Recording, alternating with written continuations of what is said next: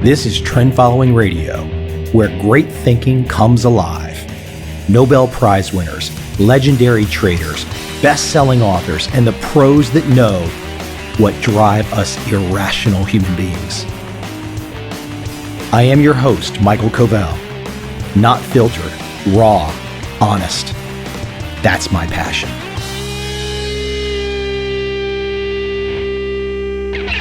I have to laugh to myself. I hear that song. I don't even think I really liked it when I first heard it growing up.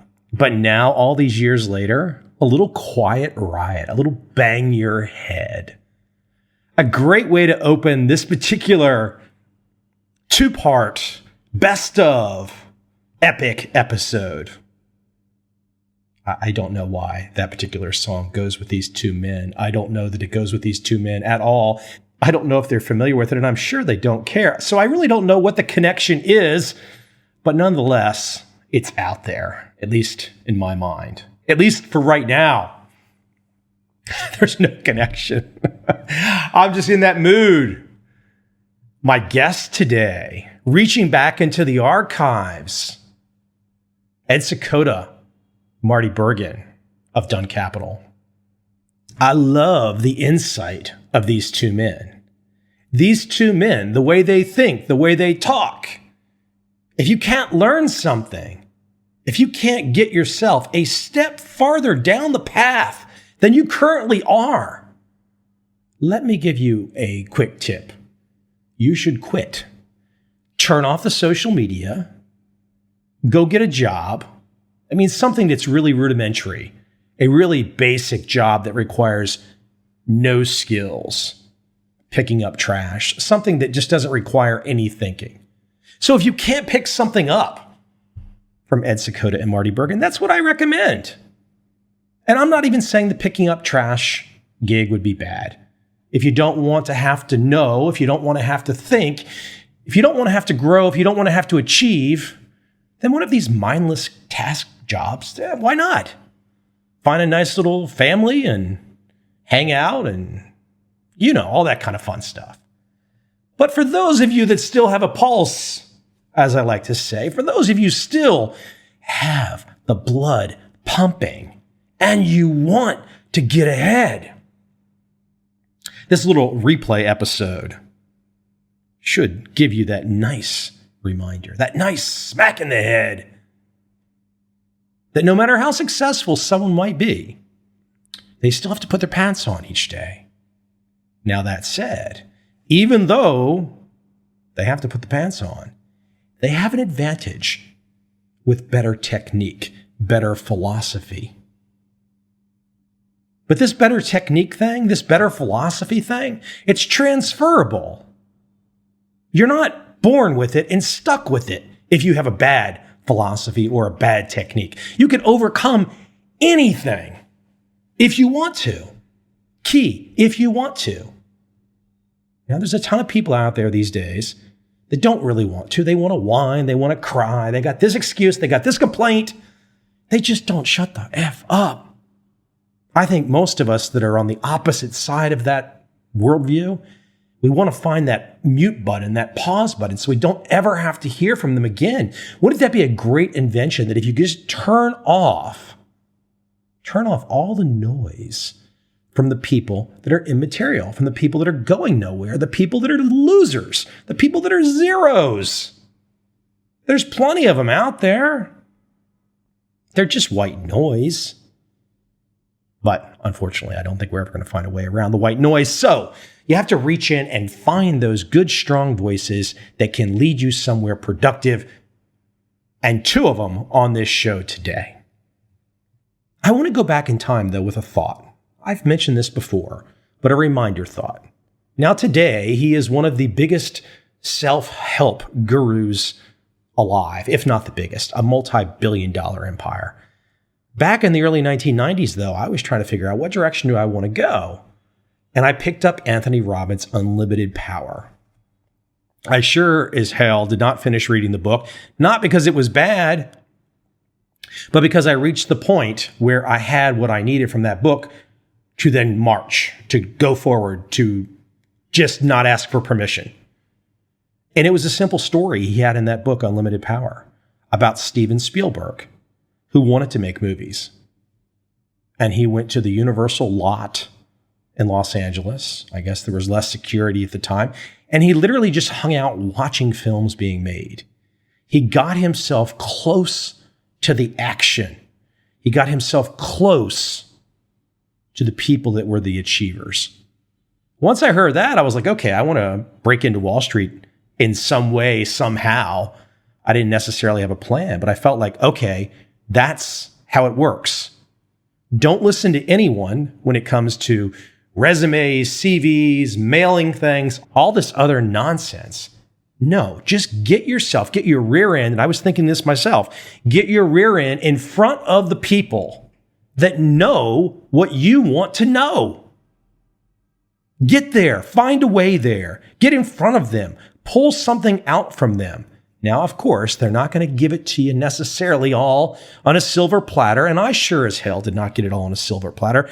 I never got it all on a silver platter, but I got pieces and I got nuggets from an assortment of people. For example, both of the men on this show today gave me pieces that along the way I was able to thread together to become my world, my career, what I do. They did not give me the whole, and I did not ask for the whole. You're kind of an idiot if you walk up to somebody and say, tell me everything, right? Who does that? Who has the time to deal with you if you do that? No one has the time for that. No one's giving you a freebie. You've got to earn it. You've got to figure out a way to make yourself valuable to people. That doesn't mean sending, for those of you that are 22, perhaps, and want to find a way, sending one email to somebody is not going to cut the mustard. That's not going to do it. You need to get on a plane. You need to get in a car. You need to figure out a way to get that meeting. And it might take years to get that meeting. Did you hear me about that? Years. It might take you years to get that meeting with that person you want to learn from. Can you wait that long? Years. I don't know, because the other side of the equation is the McDonald's flipping burgers job. And that might look really, really good for those of you out there that have zero patience. You could go start flipping burgers right away and pouring sodas, eating French fries. But if you want to find a way to get in front of, a meaningful way to get in front of, not just to, pontificate about whatever nonsense you're thinking, but a way to truly learn from the achievers, it doesn't happen overnight. But how much gusto do you have in the gut? How much do you want to play ball? How much are you going to pursue? Do you really want it bad enough? Because we all know in life, if you don't want it bad enough, the other side of the ledger is quite inviting. Come on over here, Mike. We've got a job for you. You can do this. You can get this salary. You can get these benefits. And you can also imagine your death because you're going to be with us forever. Now, both men on the podcast today started different ways. They sure as heck did not approach the issue of becoming a trend-following trader in the same way. Completely different backgrounds. One, MIT math guy, the other, a CPA. And they both went down different trajectories, but they end up at the same place, the same trend-following way. But all I needed was that permission from Anthony Robbins' book. I did not even have a chance to sit down with Anthony Robbins. Now, I'm sure if I would have had a chance to sit down with him, that guy looks like he's pretty high energy. He probably would have sent me off to the moon. Maybe I would have even achieved even more if I had a chance to sit down with him. But that wasn't in the cards at the time. And I don't recall actually going that direction. But I got from Anthony Robbins something that was very, very useful. And look, we all know, we can see the stories. Anthony Robbins has been Paul Tudor Jones' coach for decades. That makes me feel pretty good because I had no idea about Anthony Robbins and Paul Tudor Jones association until the last few years. But it makes me feel like, oh, okay, good job, Mike. You recognize that this guy, Anthony Robbins, who was doing infomercials at the time, you recognize that this guy, even though a lot of people would have said, oh, look at that really tall guy with the crazy voice doing self-help on infomercials, that guy's just a sham or a scam or whatever. I used to hear people talk about the guy like that. Now, of course, Anthony Robbins has a lot of respect today. And it's really interesting, as I said, to find out that some of that respect comes from one of the greatest traders of the last 30 years, Paul Tudor Jones. So what are you going to do? How will you start? I mean, perhaps right now, if you're in your 30s, your late 30s, your 40s, your 50s, you don't have the desire to go do that anymore, to try and bang your head through the door to get in front of someone to learn. But if you're in your 20s, and even if you are in your 20s and have a hit, meaning maybe you've made freaking $500,000 off Bitcoin, but you've got nothing else going for you, really. You've made the money, but you don't have any connections to the thinkers. What we would call that is a stroke of luck. And I'm not discounting luck. I'm not hating on luck. Luck is a great damn thing, but you can't rest on your laurels. You have to go find the thinkers, the achievers, and compound that initial luck into something bigger, into something better, into something more learned. That's where you want to be. I still recall how I met Ed Seykota. In the mid-90s, I registered a ton of domain names, not as somebody who is holding domain names as hostage. Hell, I've probably sold for just random names, things like ulcer.com, which was one that I owned years ago. I've probably made a couple $100,000. I mean, that's not big money, but just kind of side ventures along the way. But one of the names that I had was edseykota.com. I did not even have a website up for edseykota.com, but I had the domain name. One of his associates texted me and said, hey, Ed would like to have the domain name edseykota.com. It's his name. It wasn't threatening or anything. It was just kind of a nice email. At the time, you would still sign over a domain name via paper. And I remember printing off the ownership for edseykota.com, signing it over, dropping it in an envelope, didn't think anything of it. No letter, no communication, nothing. I just signed it over. He asked for it. I signed it over. A few weeks later, he reached out and he said, let's sit down and chat. That simple little act, which was not really any big plan. I mean, how do you register edseykota.com years in advance of meeting him as all part of a big plan? No, that wasn't my plan. It just happened that way. But the key thing was, what did I do when faced with the opportunity? The opportunity being Ed Seykota asked for the domain name. I wasn't using it. I gave it to him. He seemed to like that act. We became friends. Simple things like that. Now, again, that's not a story to tell you to go try and do something similar, because that was just a point in time. That's never going to happen again like that. But you have to be clever in your thinking. It took me 18 months to get in front of Jerry Parker. I bugged him like crazy until finally he said, okay, you can have 30 minutes. That was in 1995. My other guest on the show today, Marty Bergen, his second appearance, a replay of his second appearance. And I'm sure some on here probably recall that in the random, odd, interconnected, interstellar world that we all live in, Marty Bergen, the CEO of Dunn Capital today. Bill is chairman emeritus, but Marty Bergen, the CEO of Dunn Capital today, was my baseball coach in a Babe Ruth league, age 16. How crazy small world is that? But in my mid-20s, after not seeing Marty for a decade, approximately, I reconnected with him through a strange, odd, who knows, random chance meeting. And Marty introduced me to Bill Dunn back in the day. And all these years later, as I just mentioned, with Bill as chairman emeritus, Marty's now CEO. What a great story. A guy growing up in Northern Virginia, no connection to the trading world at all, but through sheer hard work, sheer perseverance, finds himself at the helm of a firm with a track record that could easily be a semester of study. Just imagine taking the Dunn Capital track record and trying to figure out all the trades that they placed. Now, you might not be able to do it all without a little of their help, but to figure out all the trades they have placed over the years and piece together, reverse engineer that track record. What a fun journey that would be. It'd be far more interesting than any finance class, any economics class that any of us could ever take. You walk in and on the first day, they throw down on the table a 40-plus year Dunn Capital track record. And the professor says, we're going to analyze this and figure it out. We're going to reverse engineer this.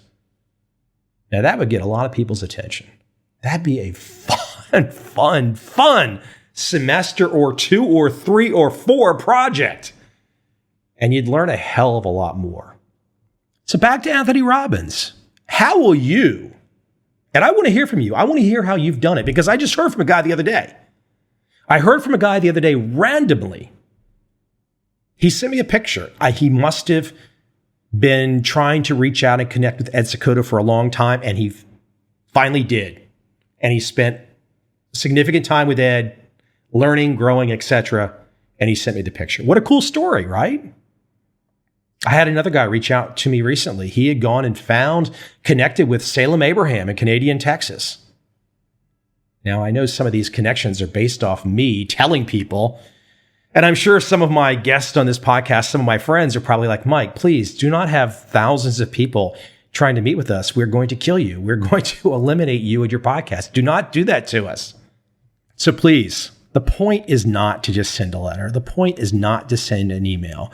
The point, what value add in 2017, what value add can you give the likes of the 2 men on this podcast, the likes of all of the people mentioned in my books, the other people mentioned on my podcast? Maybe they have nothing to do with trading, but that interests you. You've got to figure out a way. You've got to really sit down and say to yourself, okay, I've just spent 12 years in school, 16 years in school. They've taught me absolutely fucking nothing. And now I have to start over. Literally, everything that I learned in school does not help me to figure out a way to get close to the super achievers. So I have to put all of that, quote, education to the side, and I have to get clever. I have to get witty. I have to get smart. Again, I have to learn how to be smart because they don't really teach you to be smart in school. They just teach you to memorize. But can you analyze a situation? Can you play the chess game in such a way where it's win-win for everyone? That's what you want here, right? If you go find that super achiever and you sit down, deep in your gut, it's got to be win-win for both of you. If it's not win-win for both of you, they're not going to play ball at all. I had some snarky kid the other day send me an email, 20 years old. How much are you worth, Covel? Who are you going to give your money to when you die? All these stupid questions. And I wrote back to the guy, I said, hey, who will deal with you? Who wants to talk to you? This approach is worthless. But the egos today, especially with social media, especially with technology, and especially with a culture that tells everyone that you're a winner, everyone is a star, everyone is going to be a superhero. Even if you do no work, even if you just sit there on your bum, you're going to be a star. That was the kid that reached out to me. I feel bad for him because he doesn't realize how far behind he is. And he's going to waste years going down the path of snark and idiocy and just massive ego. Don't do that. Not that I'm some freaking grandmaster, but I've got a little experience. I know which way the wind is blowing. There is a mentality for success. There's a mentality to get ahead. And if you don't have it, I'll guarantee you one thing, you're going to fail. Or you'll be back to the picking up trash job, which, again, I'm not really saying it's a bad thing. It's not my thing, but hey, maybe it's your thing. Without further ado, my first guest today, reaching back into the archives one of my favorites. Listen carefully to his tone, his mannerisms, his way of thinking. See if you can pull something interesting out of his mind, which is what I was trying to do in the interview, that might not be so obvious. I hope you enjoy this conversation with Ed Seykota.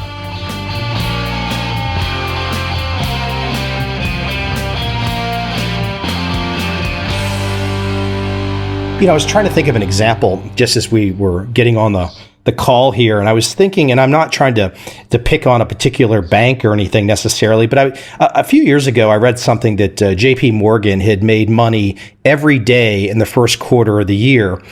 And I was thinking, wow, is that a great example of the Gavopoly system in action? Would be one question to you. The second part of that question, though, would be, is that if there doesn't seem to be much outrage right now, and I'm wondering if the outrage, the lack of outrage, is reflected in the fact that so many average everyday people via mutual funds and perhaps pensions actually have investments in these many Gavopoly type companies. It just seems like it's a precarious situation. Yeah, I don't want to comment on any particular banks, and I'm not sure exactly in what section you're talking about.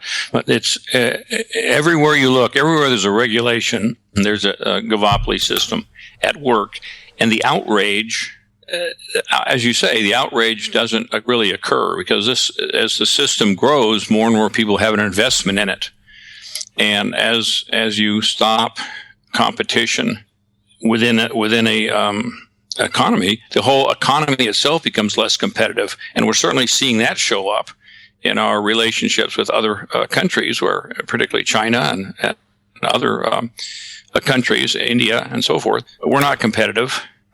The whole economy, our economy is not competitive because we don't allow ourselves to compete with one another anymore. And so we're not competitive with other countries. I think to add to that point on the other countries, I see it being in Asia right now. It seems like that in Asia, you can build an 80-story office tower faster than sometimes perhaps you can install a fence in America. Yeah, yeah, that's right.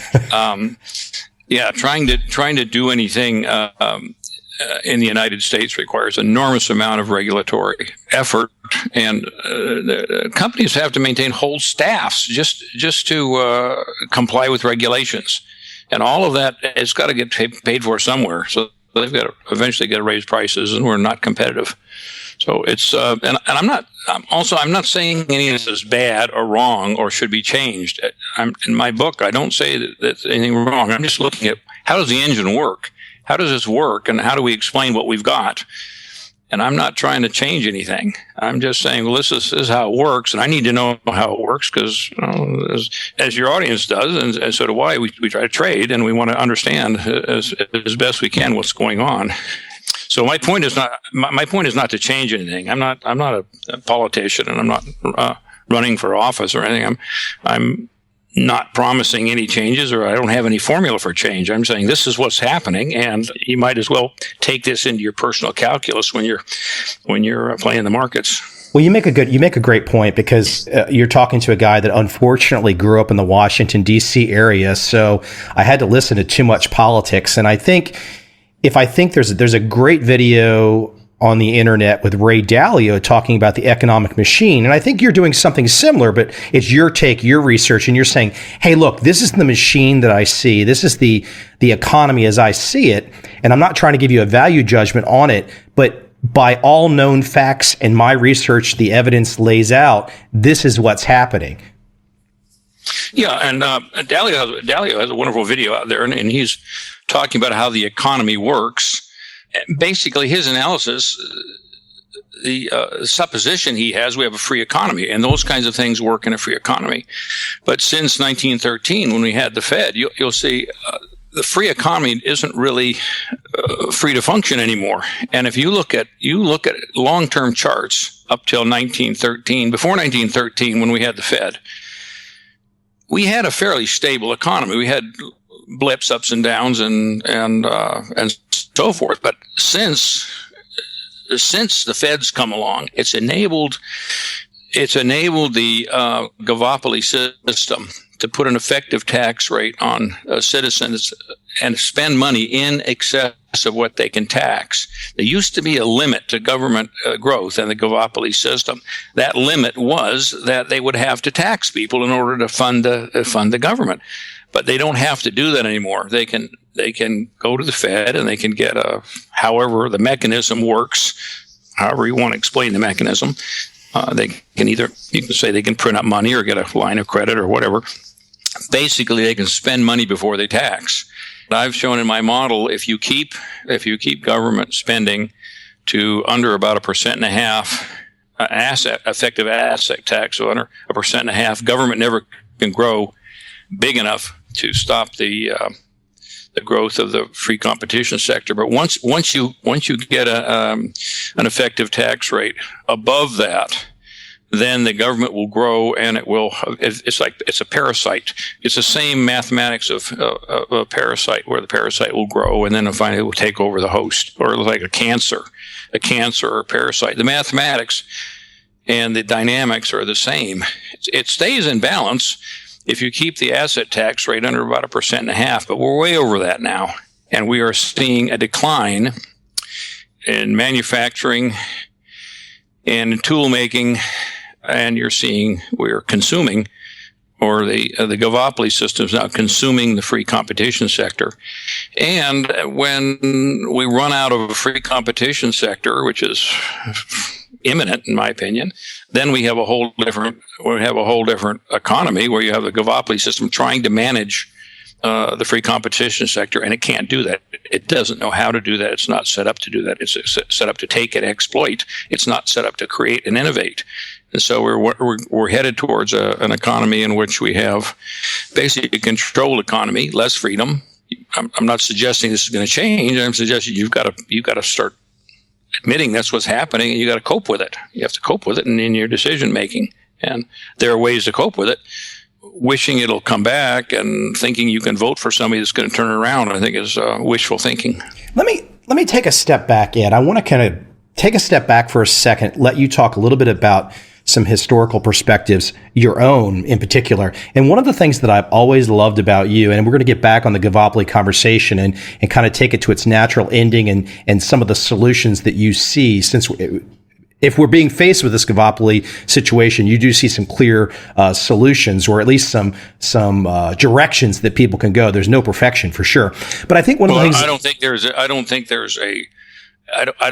a solution for the economy. I don't think there's a problem. This is just what it does. I think there are some things that people can do as individuals to cope with it as it evolves and changes, but I'm certainly not suggesting a change in the economy. I think this is just what it does. There's nothing to fix. This is what it does. Just like people, they get born, they grow, they mature, and then they die. That's the way it happens. And so you just have to learn to cope with things. Well, you just made my point for where I wanted to go, which is, and correcting me on language. One of the things that I've always learned from you and admired from you is the clear thinking. And I always, when I try to respond to people, if I'm doing an interview or something in an online forum, I try to stay clear. I try to be as objective as I can. You are exceptionally good at this, and especially when people look at your writings, they can see it's very, very clear. How did you start to have this type of clear thinking as an individual, or was this something that you felt always as a young man and it's been with you your whole life? How did you develop this way to look at the world clearly? Well, thank you. It's a struggle for me. I'm thinking about it a lot, and I always think, wow, I could have said that. I could have said that better.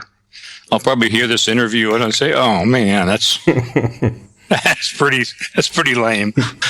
I do a lot of writing and rewriting, and I've always done that. And I try to think about something until it gets simple.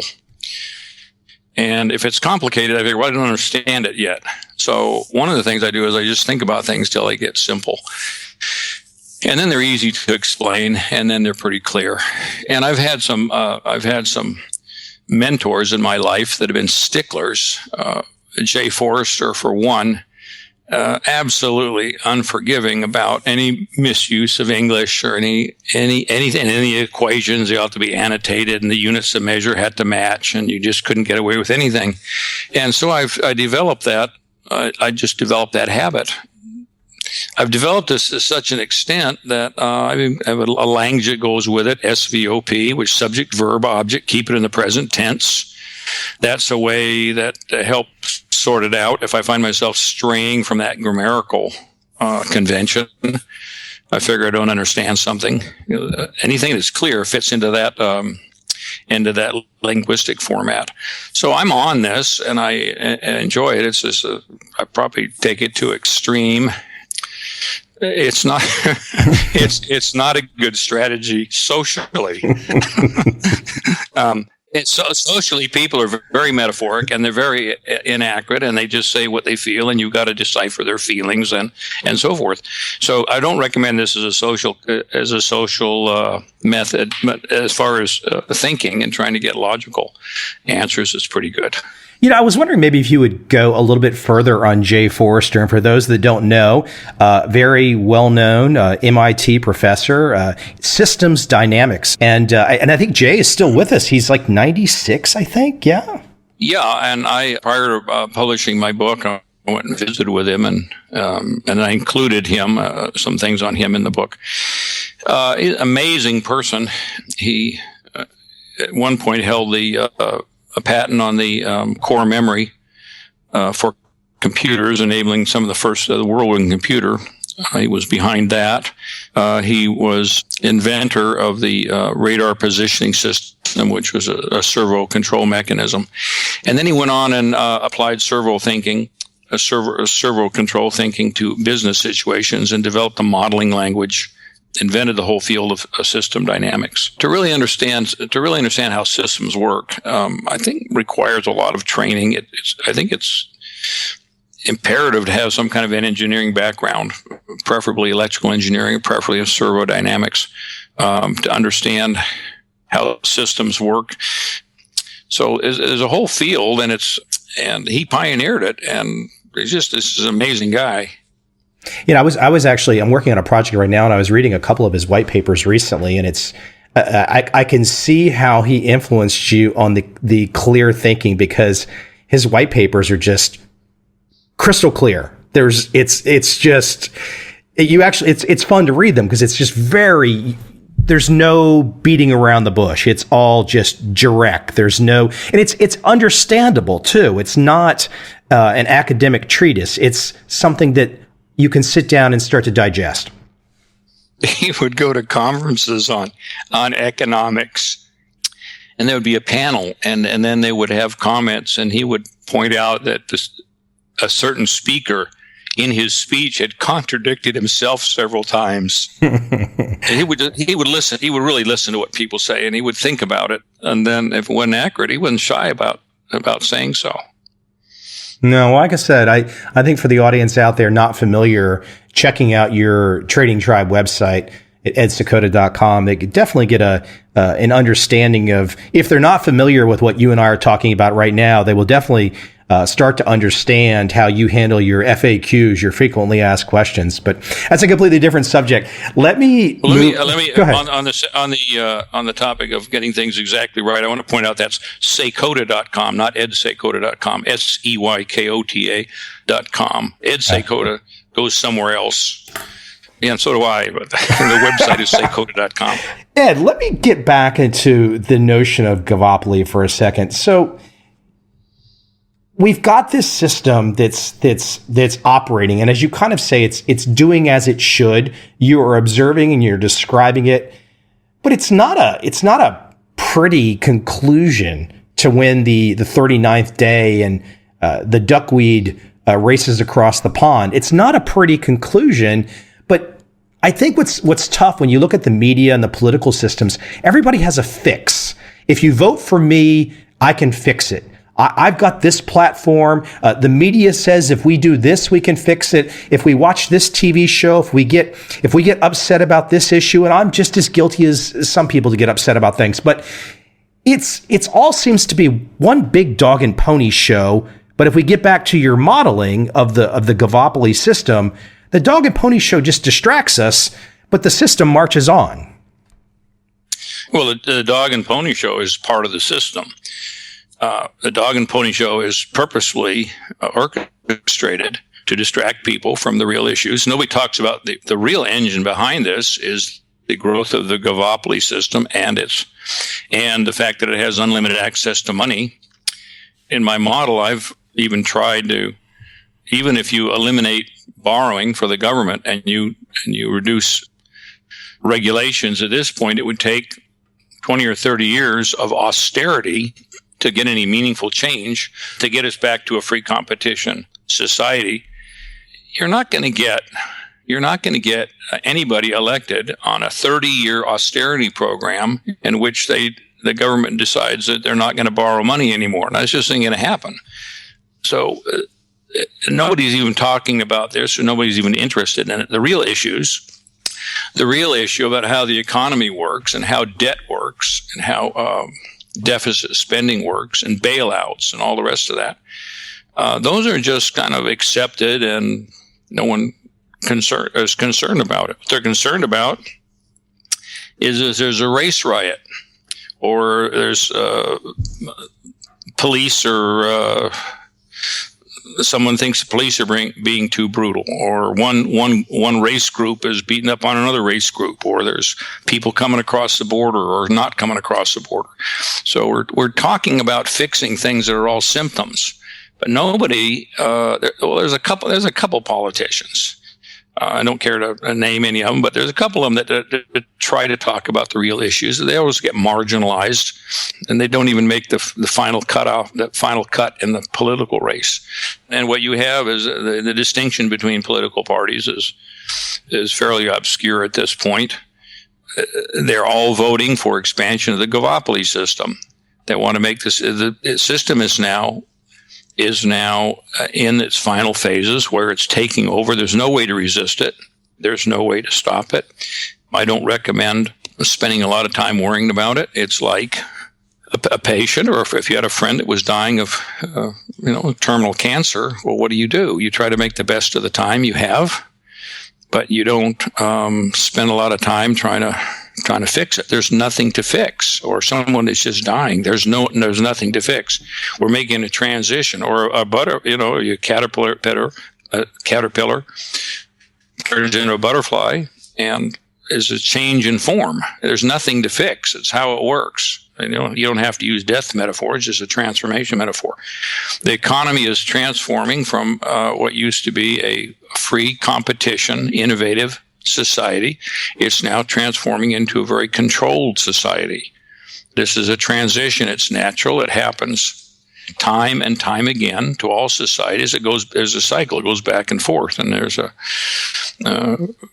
the Gavopoly system grows until it finally renders the host society inoperable, and then it collapses, and then it starts over again. This is a long-term cycle. You don't find any currencies around that are more than a couple hundred years old.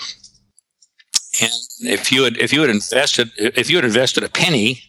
one penny at the birth of Christ, at year zero, or whatever year you want to make the difference between BC and AD, back then, that one penny growing at nominal interest rates of a couple percent would be more than all the money in the world. So you say, well, how can that be? Because there certainly was a penny, and there certainly was ways to invest, and how come nobody has done that? Well, because you earn a lot of money, and then you get these periodic resets in the money. So nobody's able to accumulate money for very long, because the money eventually goes worthless. And that's also part of the design.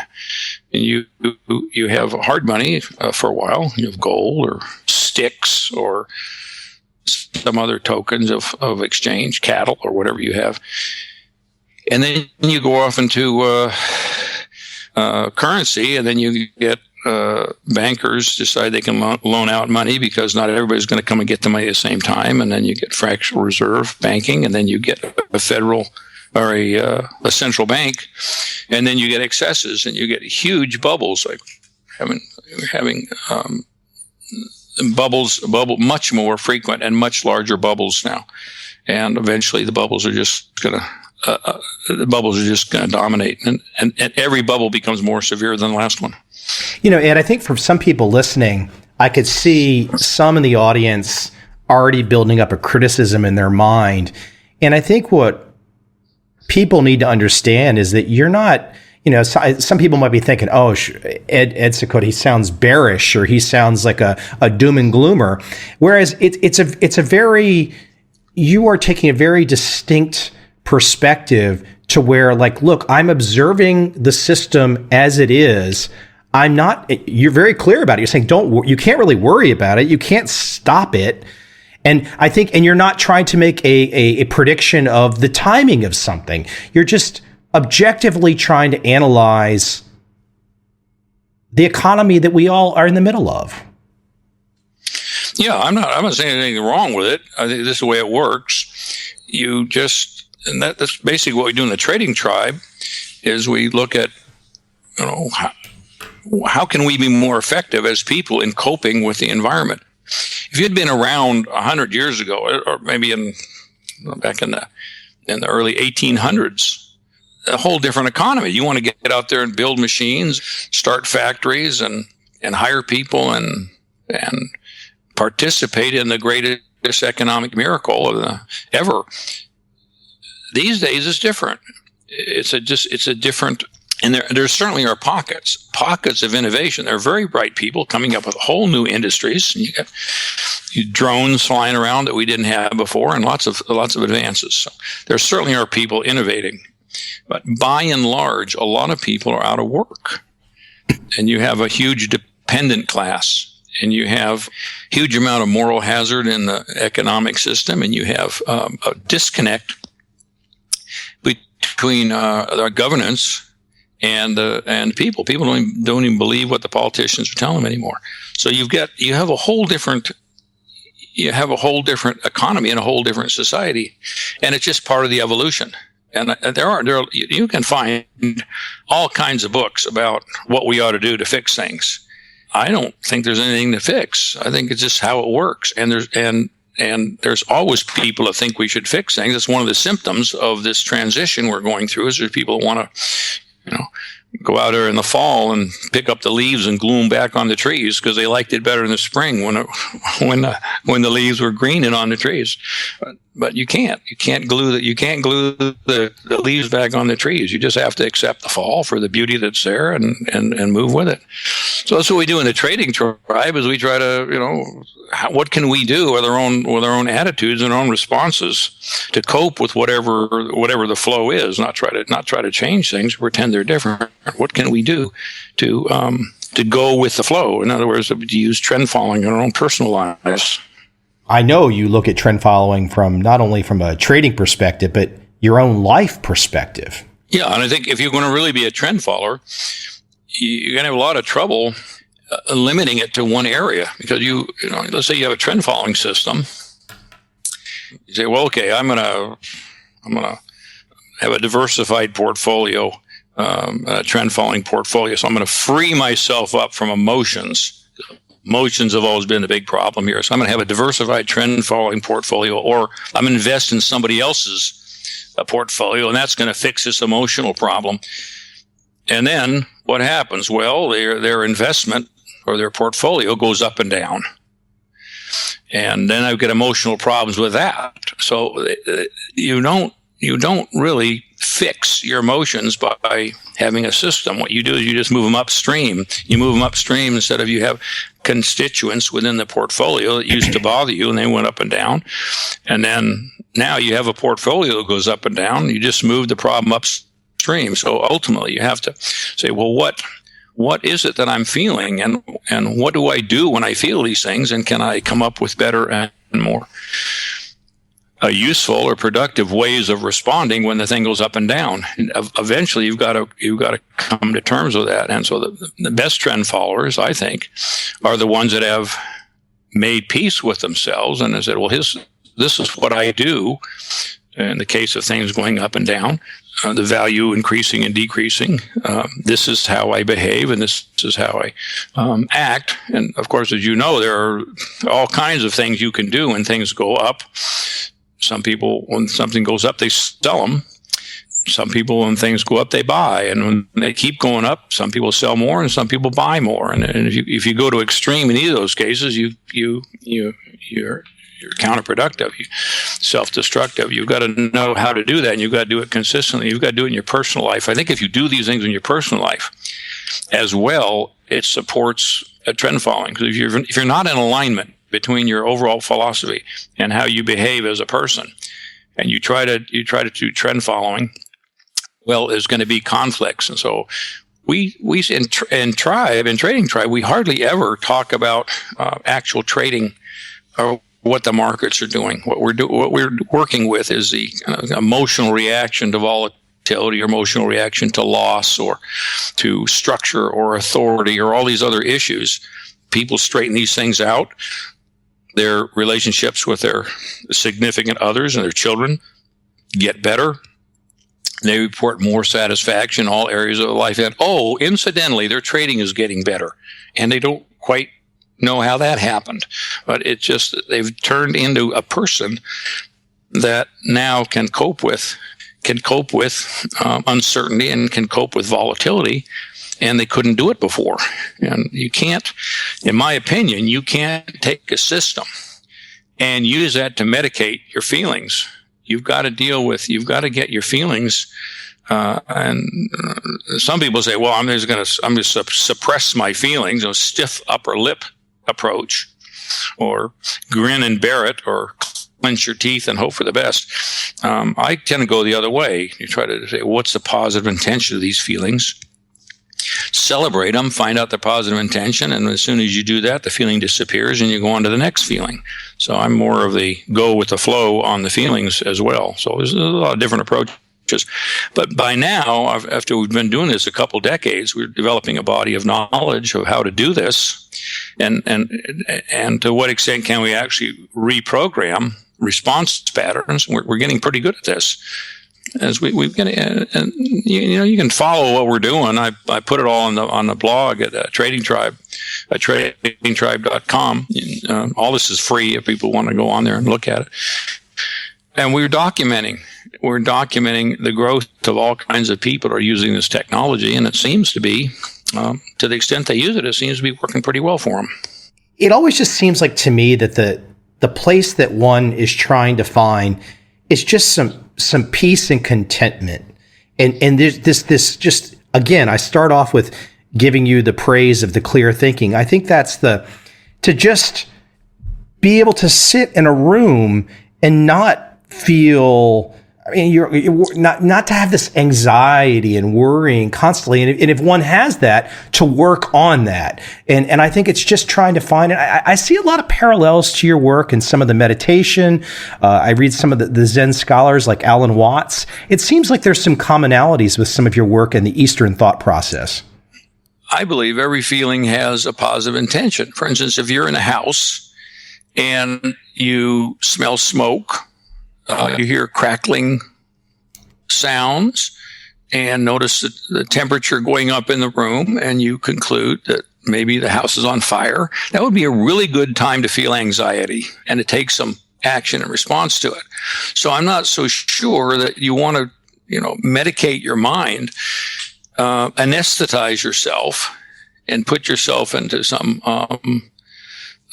meditative state where you don't respond. That's not really what I'm saying. I think you want to notice the feeling you're having in the moment and act appropriately. And you want to learn the difference between medicating a feeling and responding to it proactively. So it's not always, I'm not suggesting you always aim towards peacefulness. Sometimes you want to get busy. You might want to get busy and put a trade on, or you might want to get busy and take some corrective action, some risk control, or you might want to take some action and get into some opportunity. But whatever it is, I think you can learn to come into harmony with your feelings. And to some extent, it's nice to just be able to be peaceful and watch your feelings and watch your mind and rest. It's important to rest particularly when you feel tired. But I don't recommend using either trading tribe technology, which I call TTP, trading tribe process, using that or anything else for medicinal purposes, like a drug or alcohol or a sedative.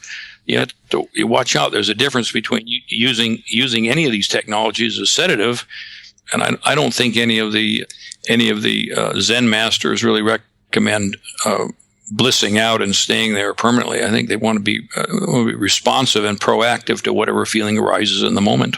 I love the constant learning.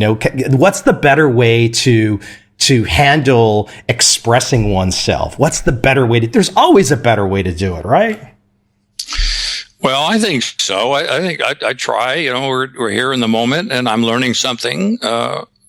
Learning something from you, and I'm trying to be responsive. And I'll think about this later, and I'll say, "Oh man, now I really could have said that better." But that's how life is. I do the best I can in the moment, and then go back and maybe do it differently next time, and try to learn. And study my responses and say, well, can I change the response? And then that's what we do in a trading tribe. We try to look at what our responses are to our feelings, and then we practice identifying, well, what is it we are doing? How are we getting the result we're getting? And can we change our response patterns and get different results next time around? The only way you can learn is to extend yourself to perhaps in front of somebody that has more experience. And once you extend yourself, there's the chance that you might be forced to learn something that makes you feel like, wow, why did I just say it that way? I could have said it the way he just told me. But you want to get to the point of knowing the better way until you extend yourself with the wrong way. Yeah, we find in the right environment, and we take a lot of care to set up the environment correctly. Once you set up an environment in which the goal is for people to help each other improve, I think this is true in the trading tribe, and some companies have this down pretty well too, some other organizations, where when personal growth becomes important, then when people correct you or offer advice, you say, thank you. Thank you for helping me learn something. In a lot of situations, somebody will correct you or give you advice, and then you get upset about it, and you may say something to protect yourself, or put them down, or swear at them, or tell them to keep their distance, or whatever. So it's a different environment where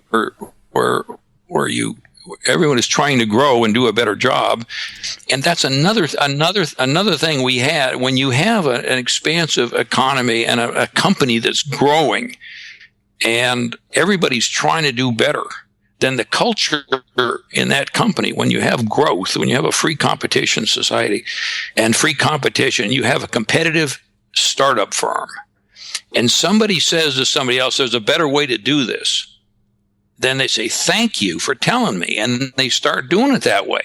When you get a survival company, one that's overly restrictive and political, and there's regulations, you better mind your own business and don't go talking to somebody else about what they should be doing. You see the whole environment, the whole structure. The environment in one case is pro personal growth and pro learning, and the other one is not. It's very territorial and very defensive. You can walk into companies, you can sense this right away. Some are open to grow, and then they get mature, and then if they start getting kind of the Gavopoly model, and they start going the other way, and they don't want to have, you offer advice at your own risk. Ed, one of the things that you do in the Gavopoly book and your premise is you talk about the strategy of trend following. And I don't want to phrase it as a solution, but you offer trend following as a way to perhaps, a better phrasing is to cope with as we move towards this Gavopoly system that you see as inevitable. And trend following is, and perhaps there's other solutions, and I'd love to hear if you think there are, but as you talk about trend following as one kind of a way to cope, I would love for you to go back in time a little bit, if you will, and because you've had an interesting career, you've had some interesting mentors, interesting students, but I know, and I mentioned this in my email, there's a couple traders in your early early years that I think had a really strong influence on you. And I would love for you to share a little bit of wisdom or perhaps experience or thoughts or memories about two gentlemen in particular, if you wouldn't mind. And that'd be Amos Hofstadter and Richard Donchian. And Amos Hofstadter, he was at Commodities Corporation, and Richard Donchian at Hayden Stone, just two very accomplished early pioneers in the field of trend following. Would you share some wisdom? I'll be glad to share what I know. I knew Donchian a lot better than Hofstadter, and Donchian had noticed this system. He noticed the 2-week rule in copper. 2-week rule meaning you buy something when it makes highs for 2 weeks, and you sell it when it makes lows for 2 weeks. And he just noticed this somehow, and he didn't remember exactly how he noticed it. I asked him once, how'd you come up with a 2-week rule? And he said, I don't exactly know, and you're the first person that's ever asked. He said he just kind of came up with it, as far as I can remember. And that was the start of the start of automated trend following was when he came up to the 2-week rule. And before that, you can look at some of Livermore's writings, and he had a system of pivot points and so forth. And there's other people that have talked about it. He basically started the 2-week rule. Now that won't work today. Back then you had a little different character of the markets.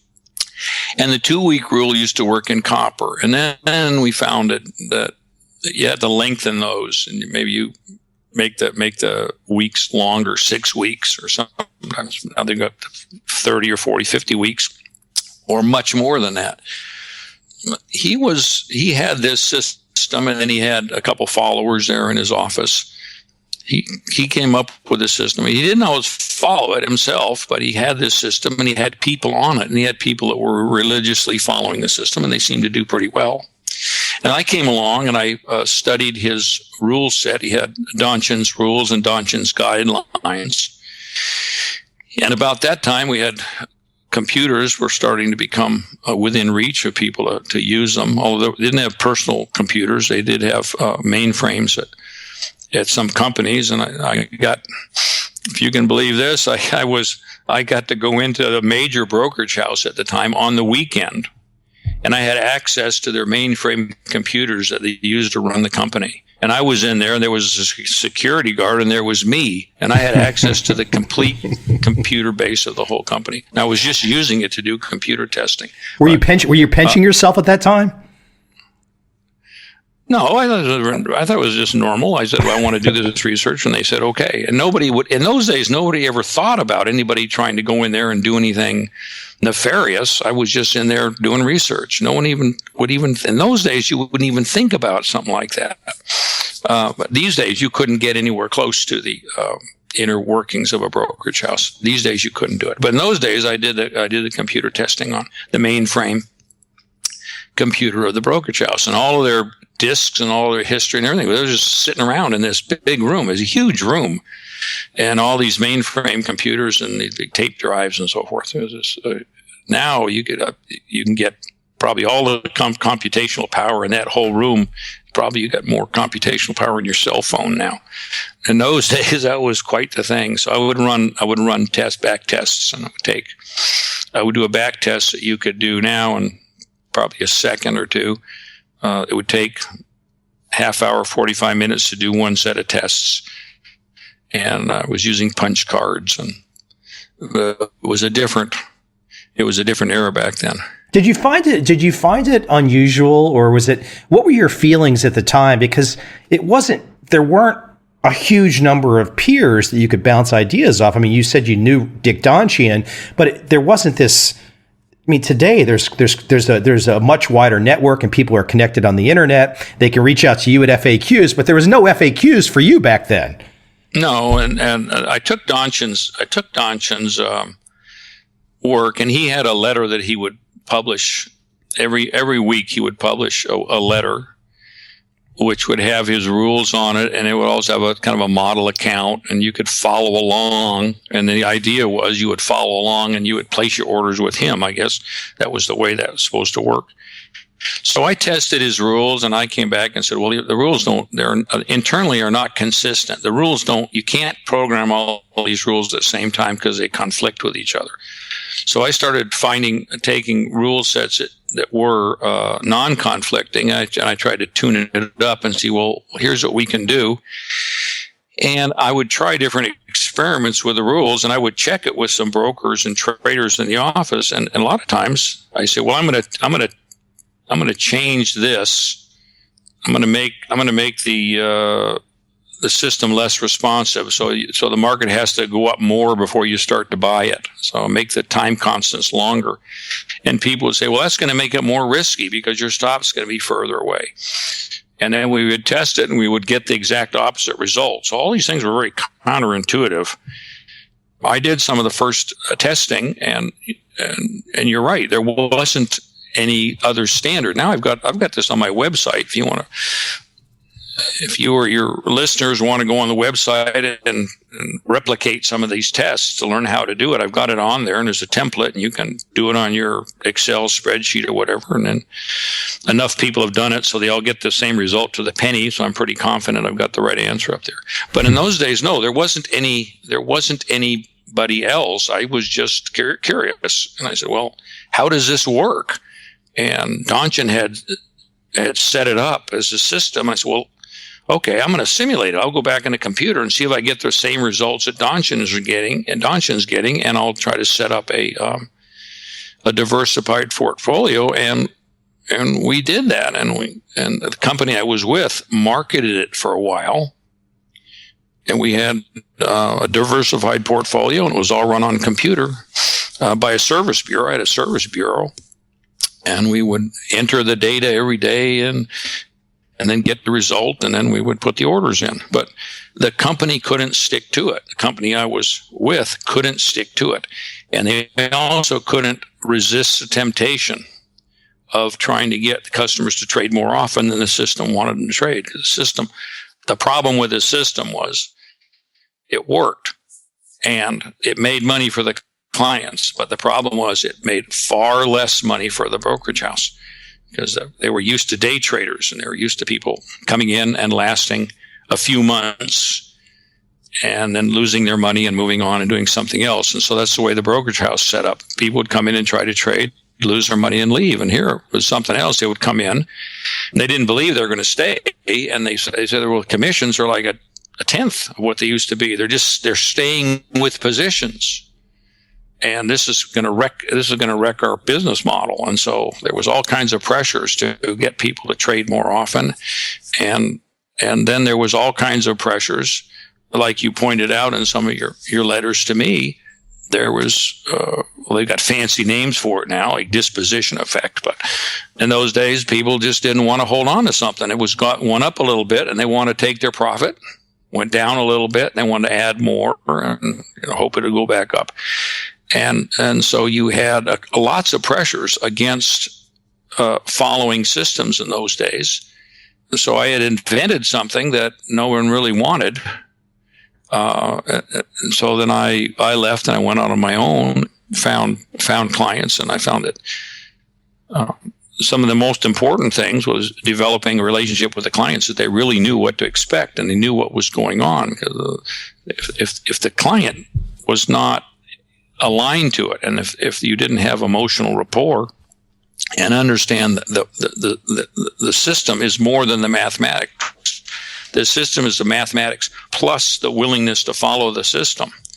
And when you increase your worldview to include the investor himself and his emotional responses to what's going on, when you finally get the system include everything, you can design a system that works.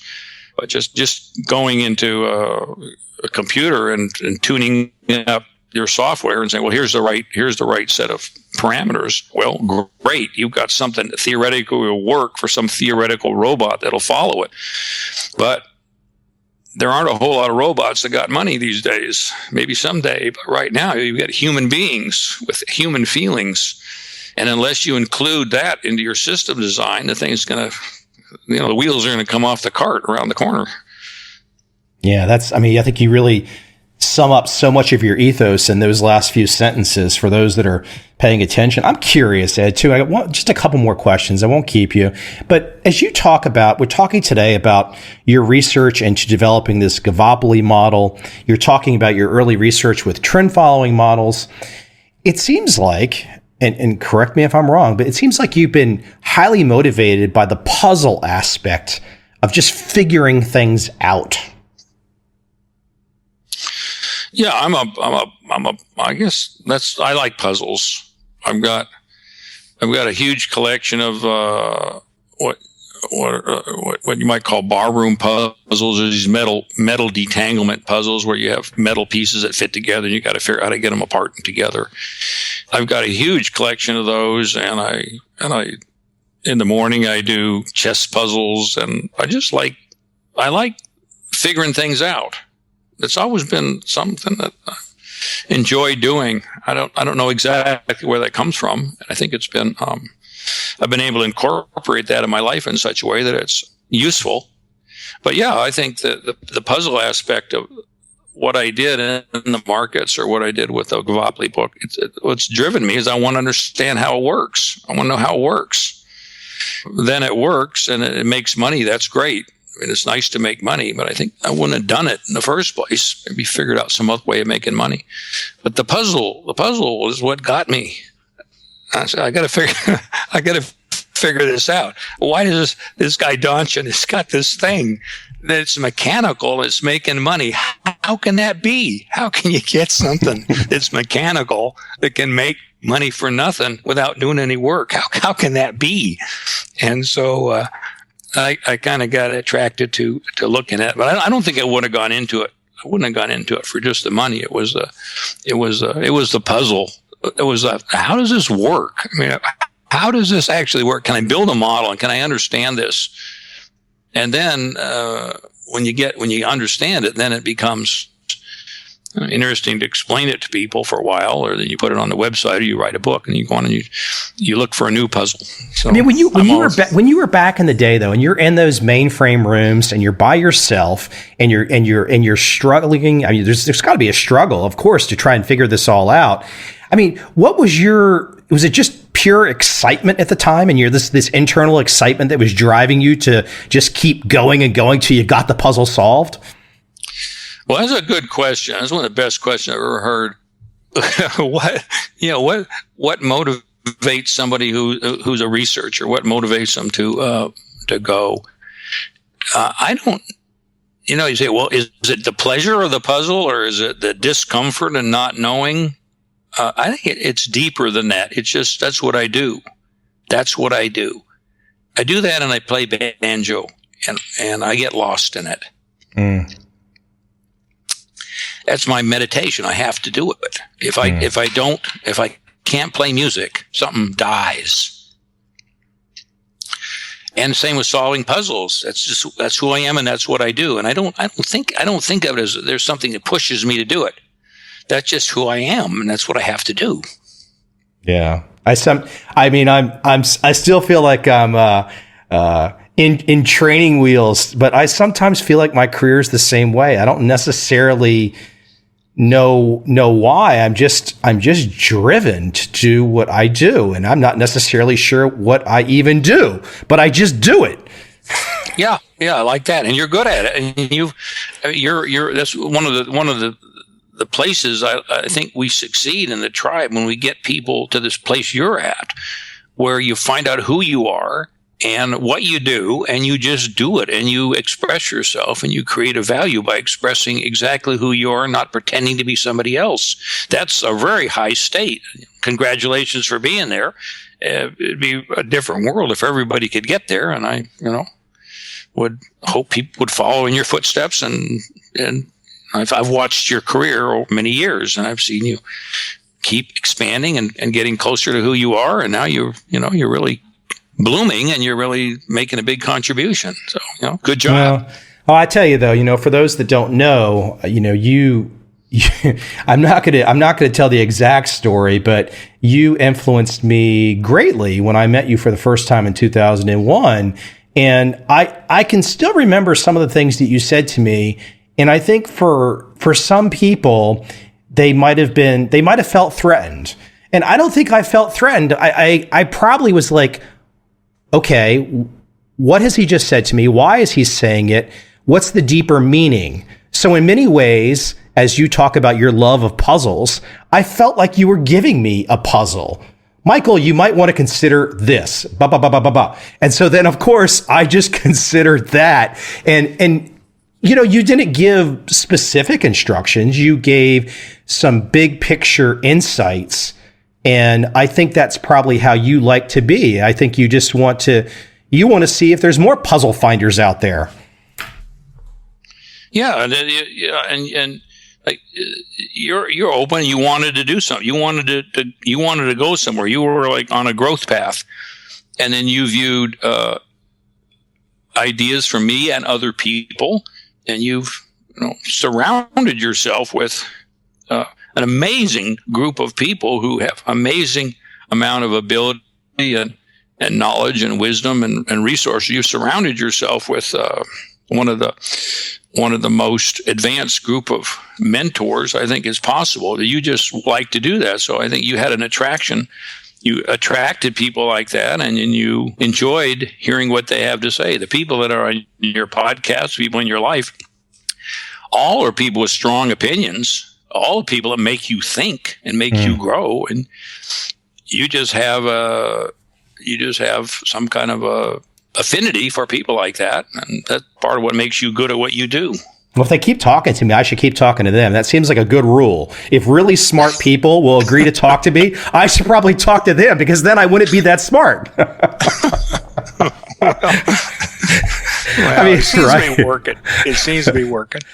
Well, listen, hey, you are. I've kept you for too long. Hopefully, you will get on and have some conversations more regularly. I think I think you could appreciate. I'm sure you feel this, that the flow of our conversation, because we haven't really caught up on the phone for a long time. You can feel the flow improve as the conversation goes on, which is fun. So yeah. It takes a while to get into it, and then it takes a while to turn it off again. So it's time to turn it off now. So hey, listen, Ed, I appreciate you taking the time. Everybody can make it to seykota.com, SEYKOTA.com, correct? That's right. Yeah. Okay. Yeah. Thank you, sir. Thank you for making me think, and for I enjoy listening to you and talking to you. You always make me think, and I appreciate it. Well, thank you, Ed. You always make me think as well. Appreciate it. Thanks, sir. I love that part about puzzles.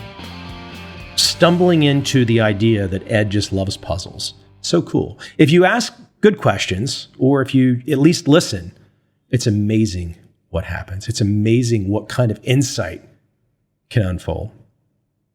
Now for my second guest, Martin Bergen, CEO of Dunn Capital. Always a close to home, literally close to home guest. And even though I'm a few years younger, I still feel much pride that a Vienna-ite, I don't know what you would call that, but growing up in Vienna, Virginia, I think it's so cool that Martin has taken over the leadership of Dunn and is continuing to kick ass. I hope you enjoy this conversation with Marty Bergen.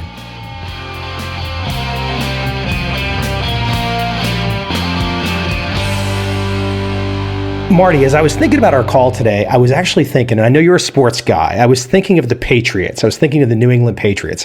And I know a little bit about how Belichick does things. And he's kind of this internal guy where, you know, his defensive and offensive coordinators kind of come up through the ranks. And I'm sure one day when Belichick decides to hang up the cleats, so to speak, I'm sure it'll be somebody that's been with him forever that will take over the Patriots. It got me kind of thinking about your situation, how you are now president and owner of Dunn Capital. Am I completely off base with thinking about Belichick and that kind of transition and how, because I mean, look, you've been with Dunn since I think 1997, and I'm sure you're going to correct me on the original date. The first time you met Bill Dunn, I'm sure was years before that. So you've been with Dunn for a long time. I like the analogy. I don't know that it's directly related. He's football and you're trading, so. Yeah, but it is kind of, I kind of view business and sports and building teams and building a company kind of the same way as you would a sports organization. There's a lot of similarities, I believe. But you're right. I came to work here in September 97. And before that, as you know, I was a CPA in a firm in Vienna, Virginia, which is the same area where Bill formed Dunn Capital and began trading before he moved down to Florida. The CPA firm that I went to work for, one of the founding partners of the firm was actually Bill's neighbor. That firm had been providing services to Dunn Capital and to Bill personally since the inception of the firm. So in the early 70s. And when I went to work there, the first job I worked on was going down and auditing Dunn Capital. Your first job as a CPA was going down? The first job at this firm.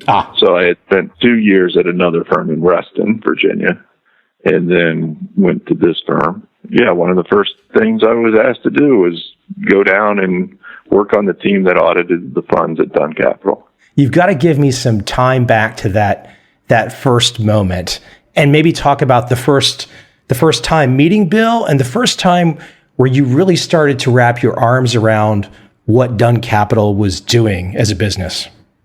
I don't know how well your audience knows Bill, but Bill can be a very formidable and intimidating individual. I mean, I remember my first time meeting him. And when he shakes your hand, he will bring you to your knees. I mean, he has big, bare hands and a grip like a vice grip. I am the lowest level person on this audit, and there's a couple other players there that are higher up in the ranks. I'm new to the firm, and there was a certain procedure that had to be done with the audit that required somebody to sit down with Bill and discuss it with him. And the other two individuals on the audit didn't particularly want to go in and approach Bill and sit down and take his time on something that Bill would consider very frivolous. I got tasked to do it. And that was my first meeting with Bill. I walked into his office, not ever meeting him before, introduced myself and said I need to go over this questionnaire with him. And it was quite intimidating, but it was a good experience, and I'll never forget it. I think Bill appreciated it because I went through, I asked him all the questions. I didn't act intimidated, although I was, made it through. And that was the first meeting. I worked on that audit for 7 years, I believe. And then once I became a partner in the CPA firm, Bill approached me personally, saying that, his understanding was if he wanted to hire somebody from our firm, that he needed to clear it with me as the partner on the job. And I told him that wasn't necessary, but that it would be a great honor for our firm if he wanted to hire one of our people, at which time he said he'd like to hire me. At which time I responded that I had a really good thing going, and I wasn't sure that that was something I wanted to give up at this point. Which his response back to me was, well, that's okay. I'm not really sure you can even handle it. But why don't you come down and we'll talk about it? So I came down to Florida, and it took me about 3 seconds to say yes. And the rest is history. Going back to that early time when you first went down there for the audits, I assume like everyone at some point in time, you were unaware of what Bill's business was. You were unaware. You learned quickly he was running a fund, but then you also had that light bulb moment of like the type of strategy he was employing. Can you speak for the audience out there, some of that feeling that you had or those light bulb moments that were going off? Because even to this day, I would still argue with trillions of dollars out there in passive index funds, there's still, with you and your peers, there's still relatively few people, even it's a very smart way to trade, but there's relatively few people still employing the methods you do. Speak to that early on kind of aha moment for yourself when you wrapped your arms around what Bill was doing. First off, you got to understand how I operate, because I've always been interested in numbers and finance and investing and that type of thing. I think the reason I became an accountant was because it was easy. I mean, numbers were natural to me, and this was just the easiest way to get through college and get a job and get paid. And I had invested some on my own and learned all those hard lessons about what you think you know that you really don't know, and that there's always people smarter than you out there. And, you know, I lost enough money to learn those lessons. At least they weren't devastating. So I was young, and, you know, there wasn't that much money to invest, so there wasn't that much to lose. Now, what struck me about Dunn Capital, because you're right, the first time I came down, I had no idea what they did. I didn't even know what the company was. I just showed up. But our firm audited a number of CTAs and managed futures. So as a firm, we had an understanding. And once, you know, I finished the field work and got more involved, I got a good understanding of what CTAs do, about trend following as a strategy, the systematic nature of it. The aha moment for me with Bill was how client-centric his focus was. And I mean, this isn't just like a marketing ploy that Bill used to raise money. I mean, his belief from the beginning when he founded the firm was, hey, I want this to be a win-win situation. I want to be on the same side of the table as the investor. His first investors were all friends, family, and fellow employees at the government who put all their money together and said, here, Bill, we believe in what you designed. Go trade it with our money. And that's what he did. So he's always never charged a management fee, and he's always charged an incentive fee. So in other words, you make money, he makes money. Or if our clients make money, we get a share of it. And we always reset the high water mark. It's not... I find this interesting because there's hedge funds, a lot of equity hedge funds, where they reset it every year. You lost money all year long and you're down 20%. January rolls around and you make 2%, and all of a sudden you're paying a fee. And you ask the guy, what happened to the 20% I lost last year? And they go, oh, we reset it every year. We start over. Oh, that's kind of convenient. So I think the aha moment was just the way Bill's philosophy about investing and taking care of people. And he's the same way with his employees. It's like being part of a partnership where you don't have the responsibilities of being a partner, because everybody shares in the wealth when we do well. Those were the things that attracted me to Bill. You know, a lot of people know via my work that I'm a fan, and I think for one of the reasons you just stated, because I don't know, perhaps there is somebody else out there, but are there other, and I'm not saying this like, you know, I'm a homer or something like that, but the zero is 0 and 25, is it? Yep. If they have enough money, it's 0 and 20, anything over $100 million. Do other firms do this? Yeah, there are a few. A few. There's a firm in Charlottesville that is, I think they're 0 and 30. Their strategy is different than ours. It's more of a short-term strategy, but they've done similar type things and done well. Is there an element when he originally set that in motion beyond just a good ethical principle? There must have been a certain belief too, strategy-wise, where he said, you know what, I'm going to do really well this way. The extra benefit is also that, you know, clients are going to do really well. And so let's just, I mean, was there a strategy thinking, or was it just purely an ethical type vision of his? Since I wasn't around when the decision was made over 40 years ago, I can't really speak to what was going on in his mind. I mean, we've never discussed it. I like asking questions that the current owner of Dunn Capital does not know the answer to. So that's especially when it's about Dunn Capital. Yeah. Well, even look, it's like you said, 40 years ago. And you know, let's talk to that for a moment, because I think that's a great jumping off point to get into a little more detail. 40 plus years there's people out there to this day, and you'll see the press clippings that will come out, and usually it's probably some junior reporter that was assigned to cover managed futures and trend following or whatnot, and maybe they'll pick a certain 1 month slice of 1 year to write the next obituary or the heaping of praise, but 40 plus years. I mean, gosh, with the type of performance that Dunn Capital has generated over those 4+ decades, Warren Buffett and who else? I don't know. There's not too many of us that have been around this long. And I think the other thing that's special about us is the track record that we publish is over 30 years long. You've seen all the bad things that can happen pretty much in that 30 years. There's firms that have been around as long as us, but most of them, if they have a bad moment sometime in their history, they kind of reinvent themselves. It's like a different system is rolled out. So the bad events of the past kind of go away because they have a new track record. So I wonder how many firms have actually, their primary product has a track record that's over 30 years old.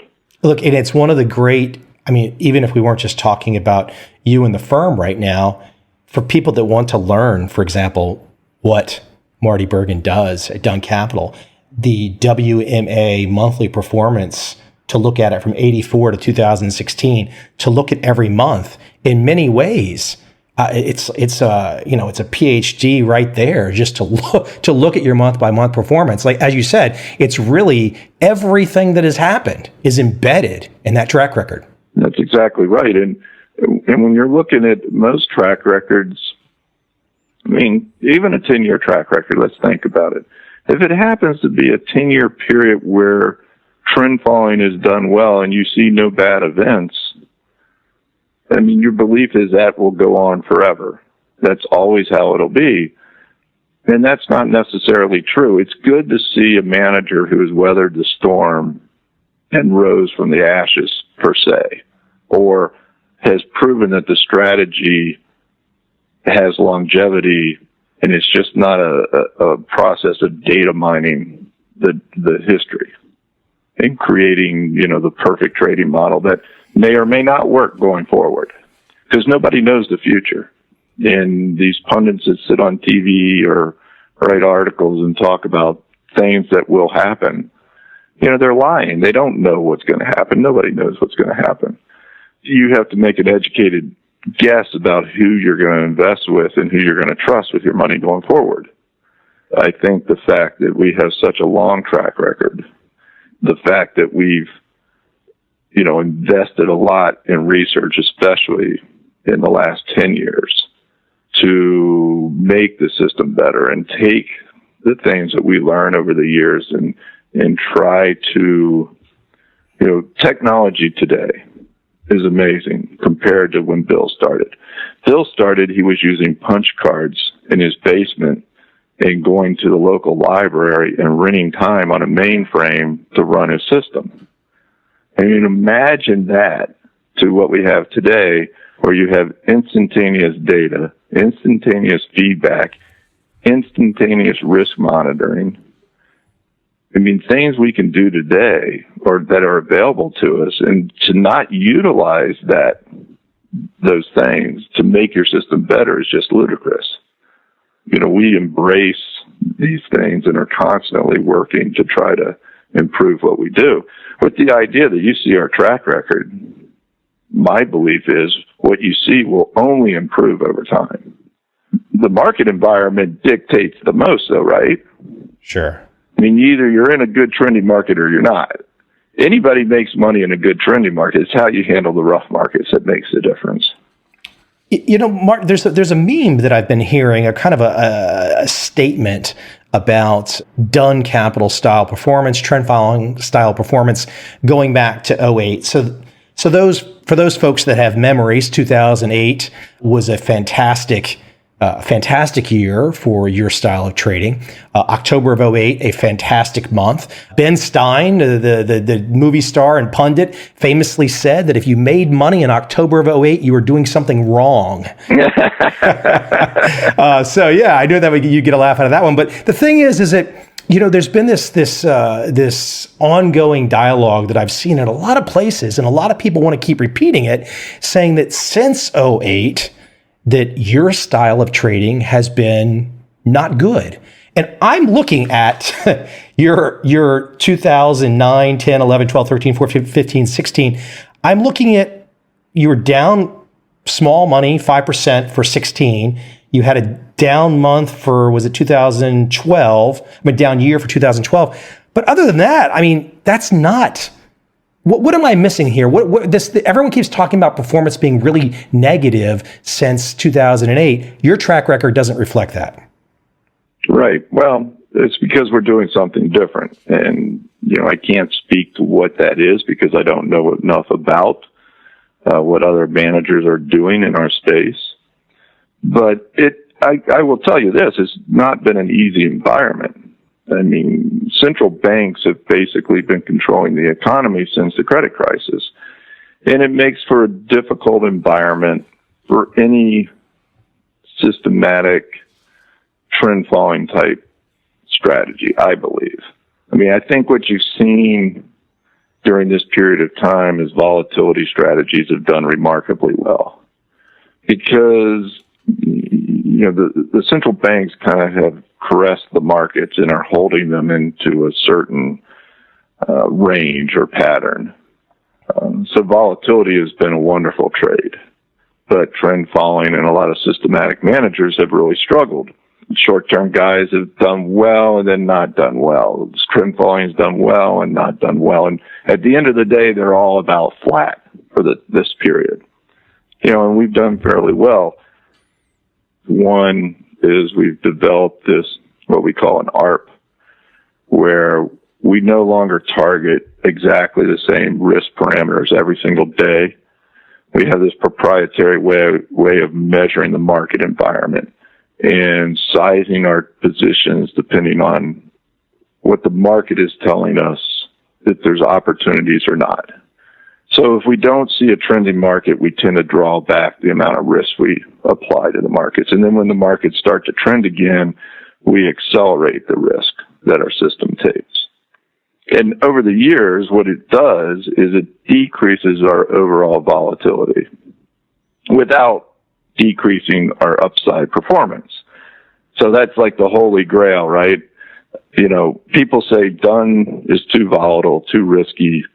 I love their returns, but I can't really live with the drawdown. That's a fair statement, and we're not for everybody. But what if we could reduce the drawdown by 25%, reduce the volatility by 25%, and still have the same type of performance? Now people say, hey, wait a minute. That really interests me. And basically all you're doing is increasing the risk-adjusted return. So there's very large managers, and you would know who I'm talking about, and probably most of your listeners know who I'm talking about, that have great historical track records. And at one time, they traded to a volatility of, 25 or more, maybe 30% in an annual basis. And over the years, they've slowly, or not even slowly, but they've decreased their volatility to maintain assets. They become asset gatherers because they're so large. And the management fee becomes very, very meaningful to them, much more meaningful than the performance fee. So they can decrease their volatility, thereby removing the risk of outsized losses and drawdowns, and thereby assets tend to stay. They become very sticky. But the expected performance has also been greatly reduced. But they have a track record that shows really good performance historically. And people have to understand that they're not going to see those numbers. That track record really has to be adjusted for the volatility that they've adjusted to. And what I'm trying to do is do the same thing without having to adjust my track record for the volatility. This went into effect in January 2013. And we had 3 outstanding years, especially compared to our peers. 34%, 35%, almost 11%. when I would predict that everybody was flat, slightly down over that 3-year period. And that's after the fees. Even though you've made, as you just mentioned, changes in how you guys deal with volatility, your risk-adjusted changes, there's still, going back to the foundation, there's a philosophy, there's a commitment there with your trading strategy that's probably always going to be different. And I look at some of the larger traders today, and obviously you're spot on. I mean, nobody can argue with what you just said about other track records. I mean, I admire some of that early performance, but you're right. There's a certain point in time where everyone says, or not everyone, but a lot of people say, hey, wow, this management fee business is pretty cool. But, for the purists out there, and for the folks that still say, well, we can reduce our risk all day long, but we still want to make some money too. And I think your statements are spot on, and I think it's foundationally, Bill set something in motion that is quite different to this day. And I think there's less and less people that are willing to go for the higher returns. And even though you say, hey, listen, today we still want the higher returns, we just want to reduce the risk some. But speak to that philosophy that has been set in motion for a long time. I think it's I always tell people that you guys are just a great operation to look at, even if they had no interest in making an investment. Just look at what those guys do, because I say it's almost like a class to study you guys, to study what it's true, to study what you do, because there's not many people doing it these days, because they've all kind of evolved to give the client what the client thinks he or she wants. And that's often something that is what you just described, which is a management fee product. Right. Think about what's behind that decision. Over 20% of what we manage, which used to be a lot larger percentage, but as we've grown in assets, most of the assets are coming from outside. But over 20% of the money we manage is our own money. And the system that we're offering to the public here is exactly the same thing we're trading for ourselves. I mean, our money is right there beside their money. Our positions are being put on at the exact same time their positions are. We share in everything. Everybody gets the same allocation of prices. We're really trading this for ourselves. We make a significant amount of money on our own trading, because we're one of the investors. We're right along with everybody else. So think about it. We make 30% on our money, plus then we're collecting a fee from our investors. And the fact that we have so much money in here, it allows us to cover our overhead during times when things aren't going well. We can sit here and criticize people that charge management fees, but think about the overhead of some of these huge trend followers. When they have 100 PhDs on staff and then all the associated administrative people to service that, how do you do it without having a guaranteed management fee, right? They've built themselves into this huge thing that has to be serviced. It's kind of like the financial industry as a whole. You think about investing. All the players that are involved, you got the brokers, you got the RIA, you got the bank, you got the trading platforms, you got the exchanges. Every one of those things I just named, they all are guaranteed to make money. The way the system is designed, everybody makes money and takes no risk, except for one person in the equation. That's the investor. And the investor never takes risk. And, Bill's philosophy or Dunn's philosophy is, it's already loaded against them. Why should we pile on? I've never had an investor complain about paying me a fee. On the same They're making money. They're making money when they pay you a fee. That's exactly right. But they aren't happy when they're losing money. But it's a little bit, they feel better about it when they know I'm not making money when they're losing money. Yeah. So what could be the worst thing in the world is you lose, 20% in the year, and yet you paid the guy money to lose that money for you. That's a pretty tough pill to swallow. Marty, let me take you on some topic areas to jump around a little bit. I think for people that already know, people that don't know, you guys are systematic, 100%. So there is, I've been down to your office a few times, but if I was to roll in today, there is not an army of traders with VR helmets on, staring at screens, punching away like they're playing a video game. I mean, there's a discretionary element is not part of your operation. Right. I mean, we're not 100% systematic in the idea that, once we determine the trade, we use a computer algorithm to make the trade.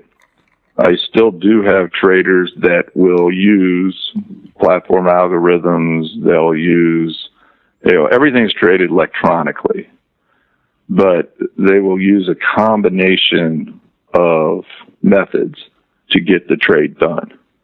Basically, we calculate every day our new positions, and then our trading team is tasked with putting those trades in place before the next day. So let me rephrase that. So for the brand new college student out there that wants to learn from Marty, or the institutional investor that might want to invest, there is nobody at your firm that is glued to CNBC, and if Kernan says something or somebody from Davos says something, that you guys are adjusting positions on the fly, in or out, adding to positions or anything of the sort.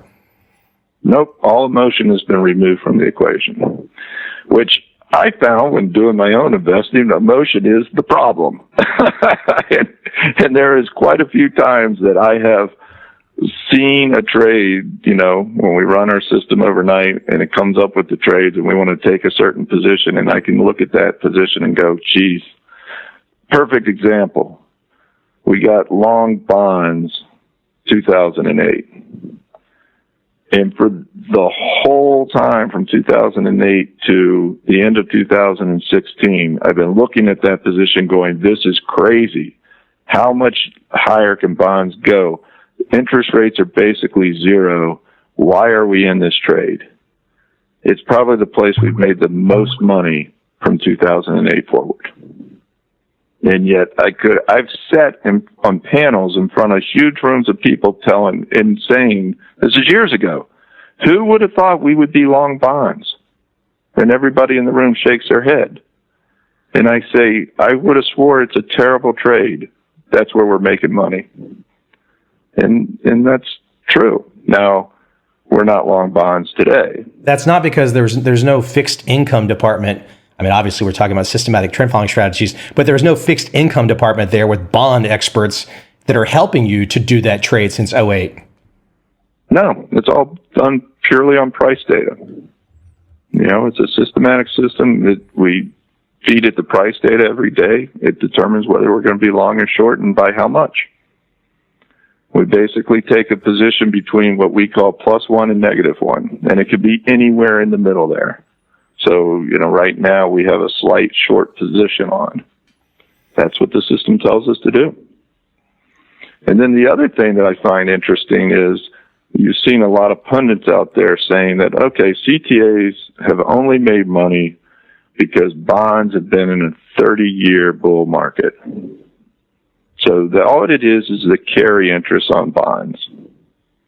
All right, that's a fair argument. So what's going to happen when bonds are in a bear market for 30 years and interest rates are going up for the next 10, 20, 30 years?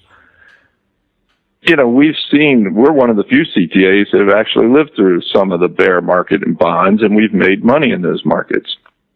And what people forget is they think that, it's a carry interest, but all that we're looking at is the price of the bond. The carry interest is already in the futures price. The futures price is nothing more than a bet that says 3 months later, I think interest rates are going to be here. Now, they're either going to be higher or lower than what people think. And if you're on the short end, you sell it.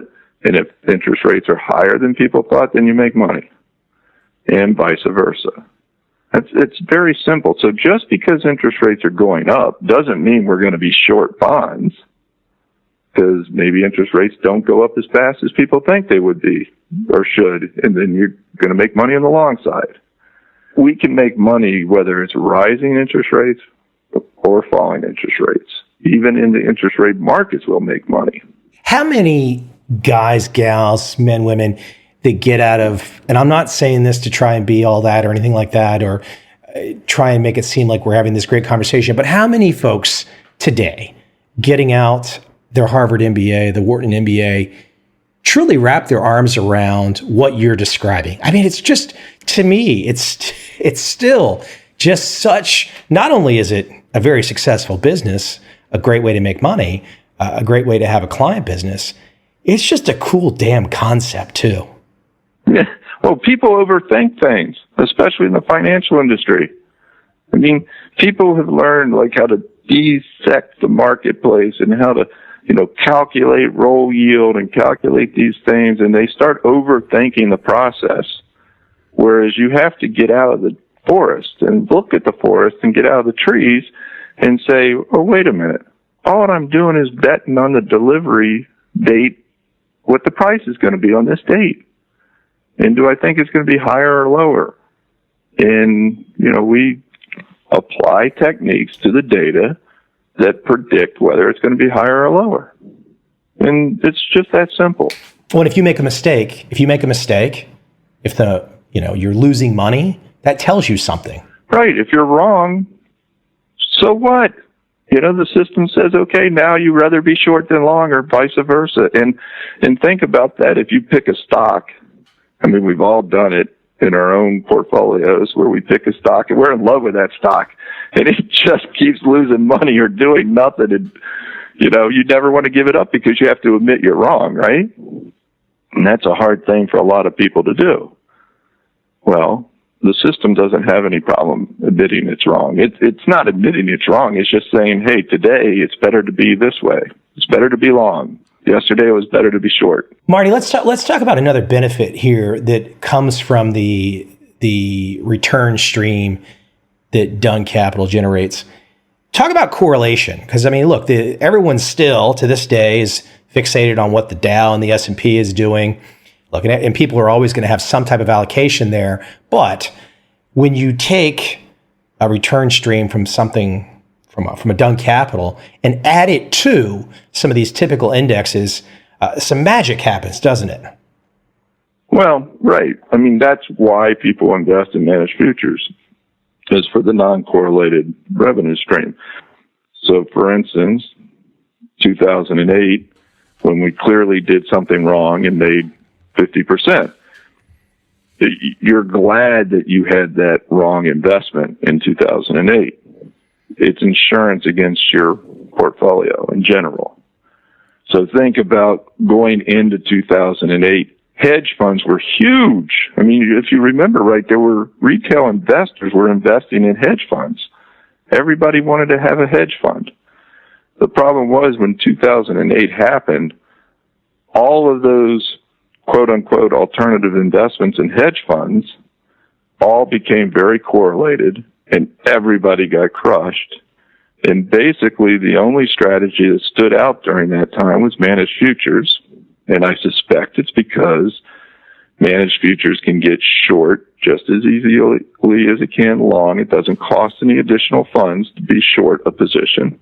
And secondly, it's a much more diverse portfolio because you're not just betting on stocks going up and down.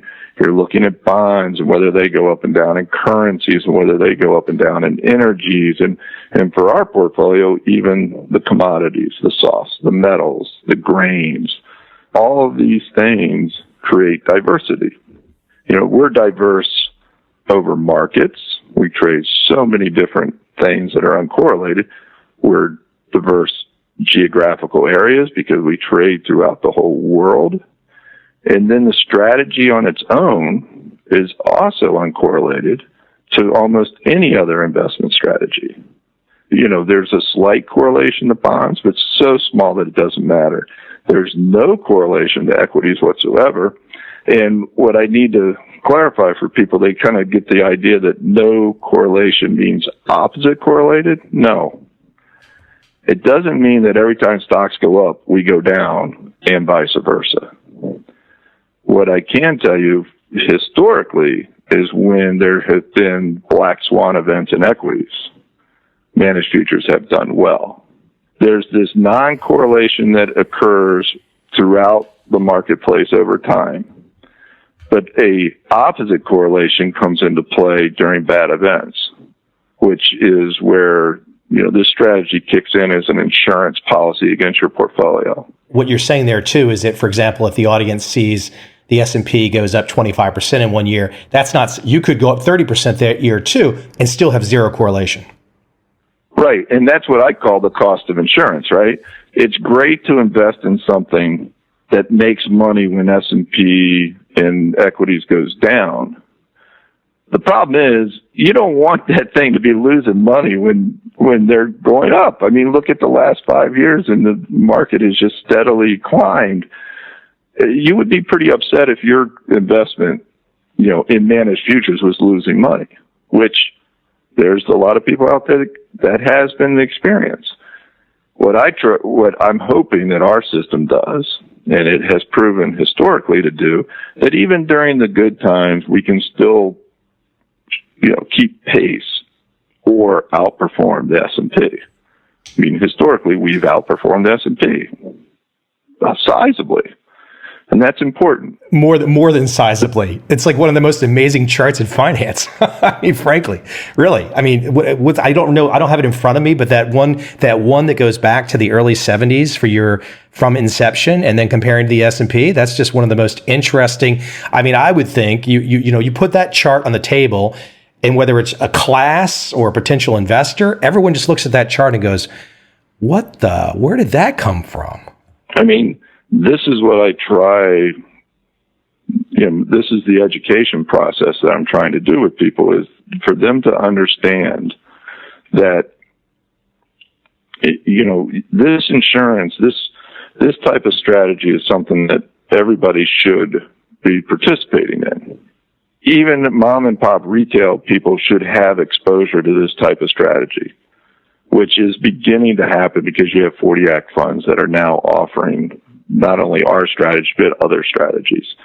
It's a shame that this whole idea that you have to have money to avail yourself to strategies like this that can help you make money over time, it just doesn't make any sense to me. But that's another subject.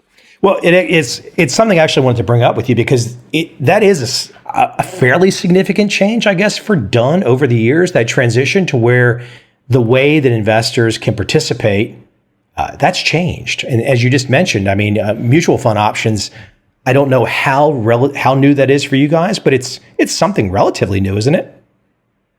Oh, yeah. And the reason it didn't happen before is we couldn't find somebody that would partner with us that didn't want to be guaranteed some kind of fee. We had been approached by a number of mutual funds over the years that wanted to represent Dunn. The problem was they wanted Dunn to charge a management fee so that they could share in that fee and pay their bills. And we always said no. Now, we don't have a problem with a fund or a platform charging a fee to cover their cost. I mean, I'm not expecting people to give things away for free, but I expect it to be fair and reasonable. And so we finally were partnering with a group, Aero Funds, now out of the Baltimore area, right outside of D.C., who, approached us about taking over a fund that they had. They already had a managed futures fund in place that was already trading. They weren't happy with the performance and thought that we could do a better job for them. So we took that responsibility over. But it's a fund that has a very reasonable pricing structure. And as you know, in the mutual fund space today, I mean, you gotta be competitive.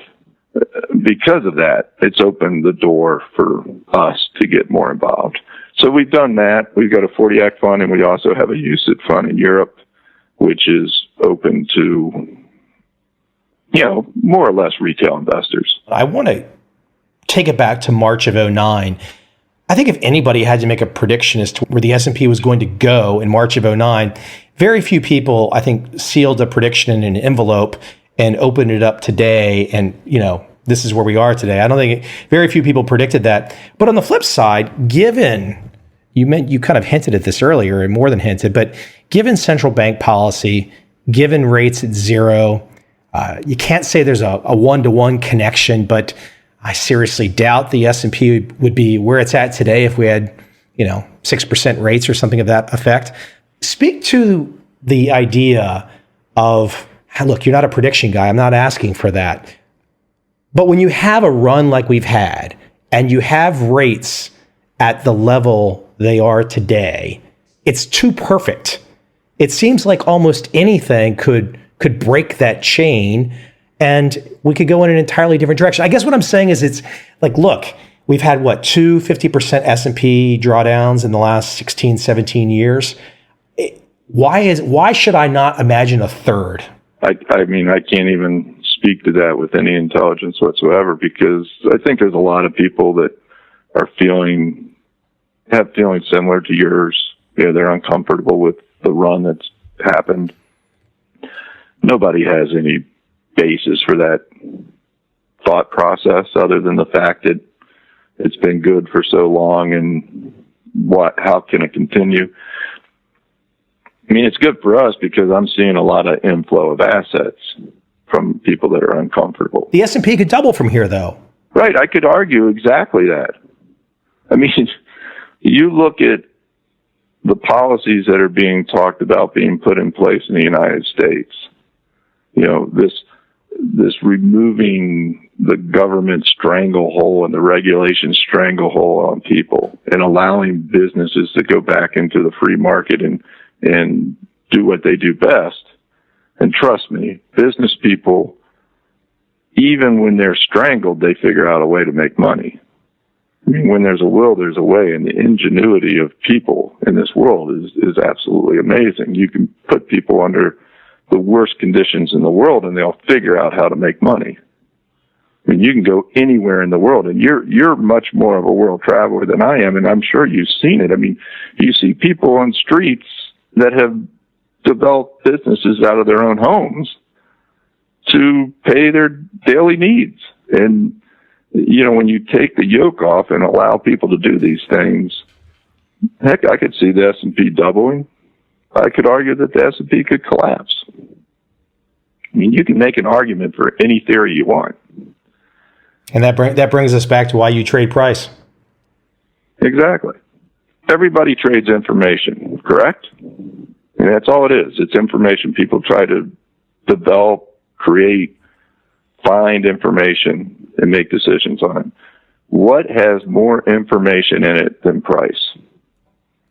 It is the accumulation of all information in the marketplace is in that number. And that's all we trade. I still think your style of trading is probably one of the absolute best representations that one can find for Kahneman and Tversky's work in prospect theory. I mean, behavioral finance for my money, is best represented in the type of trading strategies that you guys employ. It's like all those biases. You guys are kind of like saying, we know these biases exist, and we've built this strategy to keep us going in the right direction.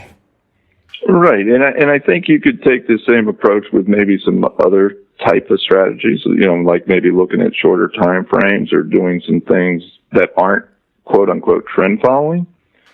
But what we found is the one thing that stands the test of time, since as far as you can take research back, there's been white papers that have been written that basically confirm the theory that trend following has always worked over time. Now, doesn't mean it's going to be the greatest strategy over a 12-month period, even over, 24, 36-month period. But over time, it's always going to make new highs. I mean, we made a new high in July of last year. And that's all you're doing is going from new high to new high to new high. That's 40 plus years in. Correct. That's just so cool, right? I mean, it's listen, congratulations though, because I've known you for a long time, and I think it's a great story, and I do kind of like my Patriots example. I like, because I mean, look, you are, there's other stories in finance about this, but in many ways, you and probably other people at the firm there, you guys have trained with Bill, learned from Bill, and now are leading the company, and you are, the leader. And I mean, that's a cool story, really. Oh yeah. And I think, from my perspective, Bill has been a mentor to me in so many different things, not just in business and in finance and trend following, but just in life in general. I mean, his views on libertarianism and free markets and capitalism, they've kind of just spread. I'm a true believer from seeing, what Bill has done and him opening my eyes to these things. And over the years, I mean, more and more people see the light. Not saying that everybody that works at Dunn views it the same way, because we're very diverse, and, all we're interested in is talent. We don't really care what people's belief is, as long as they're talented individuals. That's how I equate this to building a team, right? You always look for the best talent, the best quality people, the best individuals, and then you build them into a group, all with moving in the same direction, rowing together, as they say, same goal in mind. And that's what we've done. We have 22 really good people here. Any one of them being removed from the equation would make us a lesser team. I can think back, and it's been a few years, but I can think back to some early experiences where I had a chance to be around Bill, and just brief instances, dinner, meetings, stuff like that. That happened in my probably my 30s, and and even though it was kind of from afar and not working with him or on a daily basis or anything like that you've gone down that path, but it was still influential. I mean, you just knew you were around somebody that was giving you confidence, not in a cocky way, but just kind of the way he was, and to hear him talk and to see what he was doing, it was kind of like, wow, that's just inspirational. That's how it's done. Now, plenty of people perhaps maybe saw him up close and didn't get it, but I remember just seeing him up close and going, okay, this is how it's done. You can make a bet. You can make a bet that this guy, you just knew he knew what was up, and then it was easy to pretty much verify what he was saying. And so, I mean, for me, it was a great learning experience. Yeah, you would say that he gave you instant comfort, didn't he? Yep.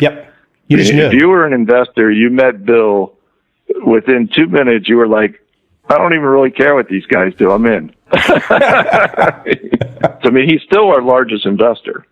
Well, listen, Marty, I won't keep you. Great conversation. Hopefully we can keep doing these. I always enjoy it. Again, congratulations.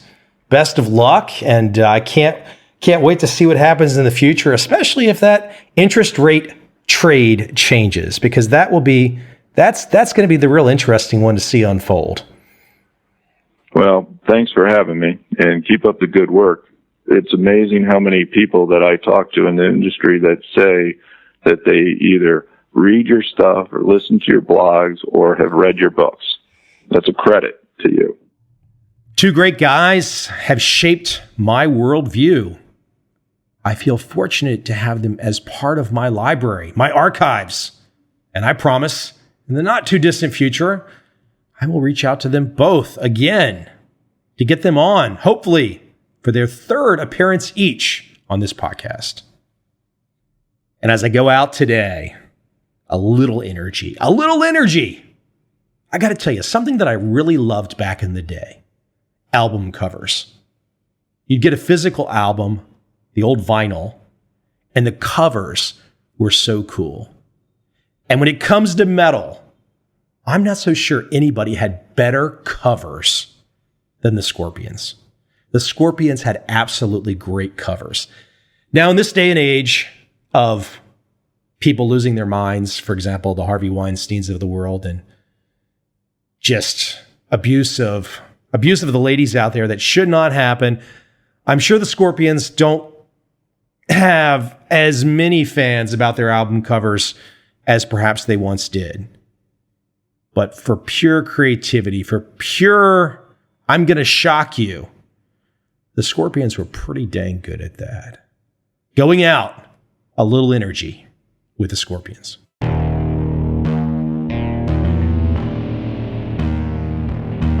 I see a time when those awake will understand how to make money in up, down, and surprise markets. Whether new trader or experienced, college student or financial advisor, protecting against a crash or just trying to make a lot of money, trend following offers everyone an answer in uncertain times. To get started immediately, send me an email, michael@covel.com. I will send you the right trend following steps to take along with my free video.